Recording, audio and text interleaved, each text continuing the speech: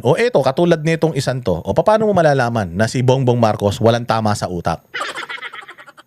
6 million ang pumasok na turista sa atin versus 30 plus million sa Thailand. Ilang taon na itong tarantadong babae na ito, ilang taon ng Department of Tourism Secretarian. Puro kagaguhan ang ginawa niya simula umpisa. Yung ang ganda-ganda naman na It's More Fun in the Philippines, puta binago niya. O nung binago niya, yung It's More Fun in the Philippines, anong nangyari? Nakatulong ba yun? Yung laki nung ginastos nila sa Love the Philippines, pagbabago ng branding. Nakatulong ba yun sa turismo natin? Hindi. Puta lalo tayong nagkaletse-letse. Ang tagal na nito. 4 na taon na tong tourism secretary natin. Walang nangyari sa turismo 2023, 2024, 2025. Pero hindi niya pa rin tinatanggal. Itong nakakatawa. Pinagkakatiwalaan pa din daw niya. Bobo talaga. Wala talagang utak. Tanga, inutil, walang silbi. Pagkakatiwalaan mo to, wala nga nagawang mabuti sa departamento niya. Ano bang, syota mo ba to? Ha? Nagchuchok-tsakan ba kayo nito? Ba't hindi mo matanggal-tanggal to? Magtataka ka di ba? O, yun ang unang ginawa niyang kagaguhan, di ba? I love the Philippines. It's more fun in the Philippines. Ang ganda nun. Napakaganda nung ano na yun, yung slogan na yun. Pinalitan niyang Love the Philippines. Putsang ina Love the Philippines, tapos puro mukha niya yung nakalagay. O ngayon, dahil talagang siguro wala na talaga, hindi na talaga tayo kumikita yung mga resort owners sa mga mga tourist attraction natin, mga tourist destination, siguro nagrereklamo na, putangin na niyan, lugi na kami. Noon, ang dami-daming turista, ngayon putya, wala na. Ang dami naming empleyado, wala na kaming kinikita, wala kayong ginagawa. Siguro nagrereklamo na yung mga businessman na yung iba nagdadivest na, yung iba siguro baka sinasarado na nila yung kanilang mga hotel, mga hostel, mga restaurant, dyan sa mga lugar na yan. Putangin na dahil sa kahayupan nito, kabubuhan nitong babae na to na mas inuna pang magpaganda ng mukha kahit mukha namang wakwak. Di ba? Tapos hindi mo matanggal. Ginawa mo pang advisor. Paano mong ganyang kabobo si Bongbong? Yung taong walang napatunayan sa departamento niya gagawin niyang advice. Anong i-advise sa'yo niyan? Buti sana kung napakaganda nung nagawa niya tapos kukunin mo siyang advisor. Ayun. Ibig sabihin, matalino siya, magaling siya, maganda nagawa niya rito, makakatulong siya sa'yo. Pero bulok yung nangyari sa Department of Tourism tapos gagawin mong advisor. Anong i-advise sa inyo kung paano ka mabulok? Sa bagay, bulok ka naman. Pakinggan nyo to.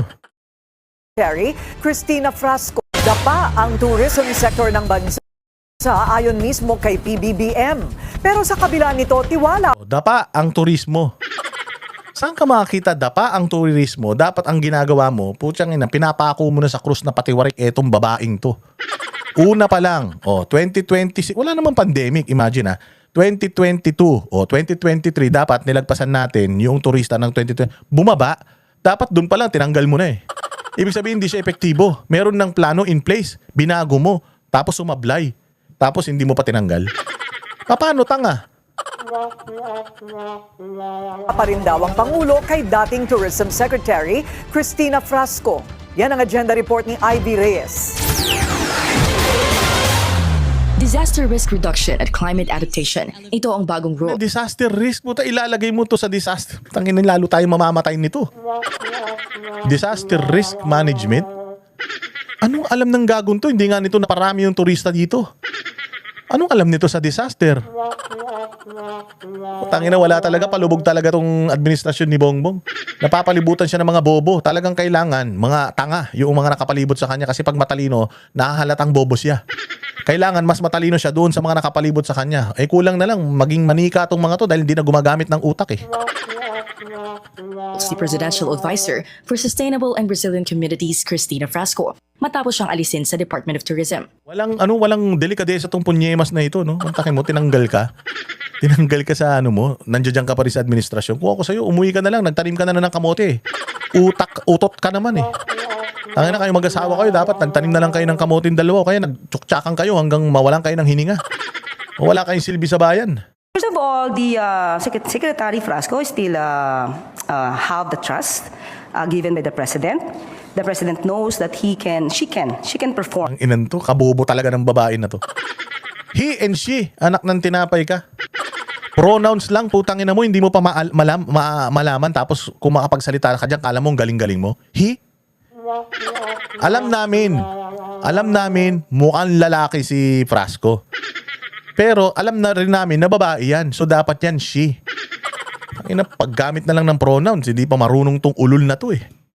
The task given to her as given by the president. The president knows that she can. He can. Tangina ka, tanga ka. Bobo, grammar lang, hindi mo pa alam. Putang ina talaga, ganyan kabobo si Bongbong. Mantakin mo. Spokesperson niya, hindi marunong mag-Ingles. Spokesperson niya, elitista sila. Yung asawa niya, konyo, hindi marunong mag-Tagalog. Tapos ang kinuwang spokesperson, tanga sa Ingles. Tangina niya sa... subject-verb agreement, hindi marunong. Magaling pa yung elementary dito eh. Sabi ko nga sa inyo, barok din ang English ko, pero putang ina, hindi ko ipagbebenta rito sa ulol na to eh. Kahit magbayad siya ng malaki, hindi ko bibenta yung English Carabao ko dyan eh.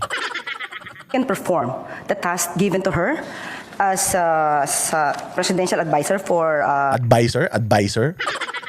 Meron pang B&V syndrome, P&F, putang inang spokesperson na ito. Inuna pang ayusin yung damit kaysa yung ano niya, yung pronunciation niya. Sustainable and resilient. Anong sustainable? Ano sustainable na naman? Anak ng tokwa talaga tong babae na ito, kakadiri. Tanginang yan. Di ba? Kung ako yung press corps, nag-aral man ako Masscom, AB Economics, AB Mass Communication, putang ina, tas nakikita ko ganyan. Spokesperson. Vlogger na walang utak. Ilan yan. Madidiri ako talaga eh. Wag na kayo mag-aral. Kutya, pwede pala maging spokesperson kahit na tunog walang pinag-aralan. Sustainable and Sustainable. Tanginan to tanga. resilient communities.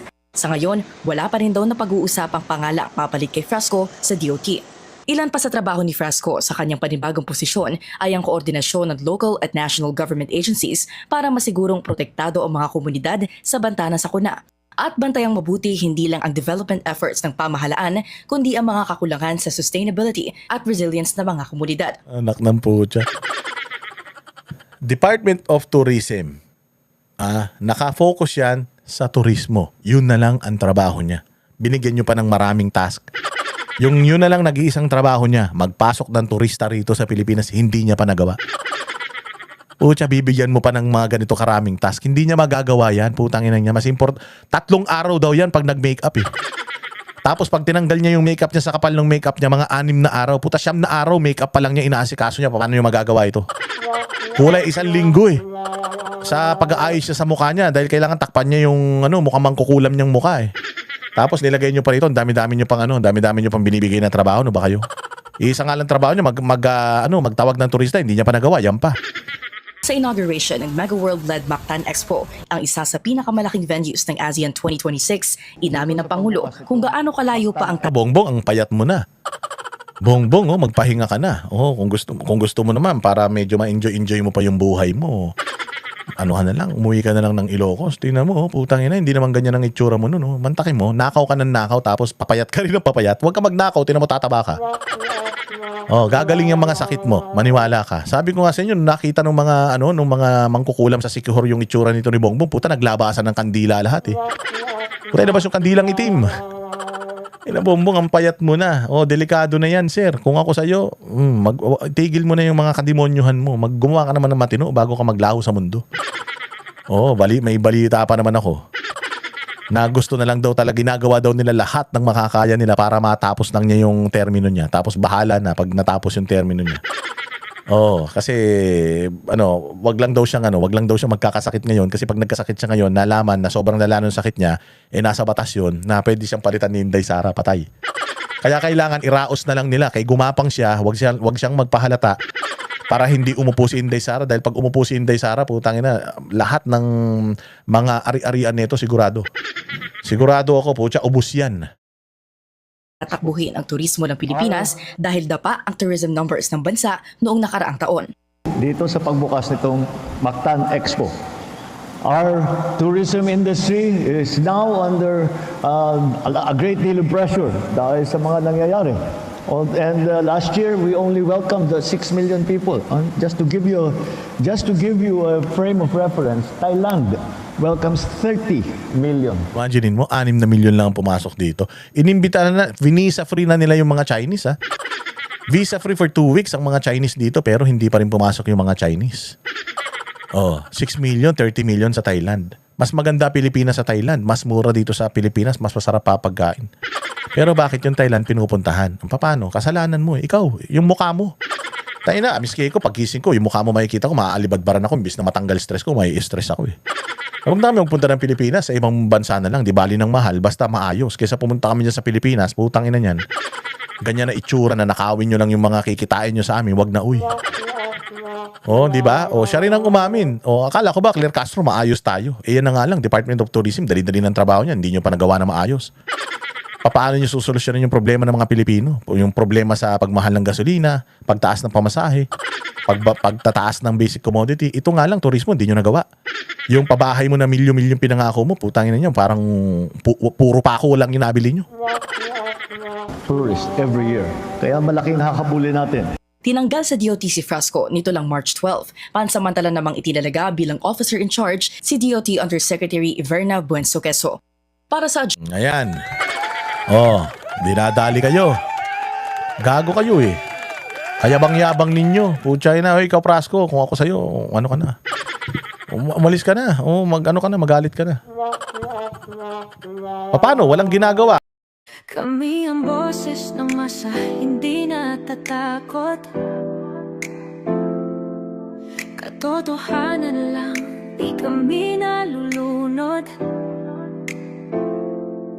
Walang bahid ng sismis, lahat ay totoo. Kahit sino ka pa, pag mali ka babanatan ka. Walang pinipiling kulay, wala kaming kinikilingan. Basta para sa bayan, kami lalaban. Pagdama palakpakan, pag mali banatan. Di matitinag, di matatakot, para sa bayan tuloy ang sigaw. Sa harap ng kamera, walang halong takot. Mga baluktot, lahat kayo'y tutumba. Ang hustisya at totoo, yun lang ang mahalaga. Kahit sinong harang, di kami matitinag. Walang pinipiling kulay, wala kaming kinikilingan. Basta para sa bayan, kami lalaban. Pag tama palakpakan, pag mali banatan. Di matitinag, di matatakot, para sa bayan tuloy ang sigaw.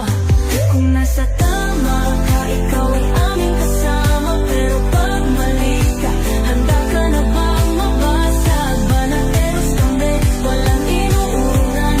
Dahil bayan muna, bago ang sarili.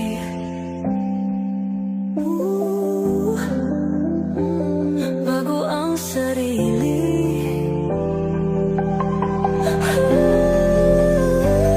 Pag tama palakpakan, pag mali banatan. Banateros ang sigaw, katotohanan ang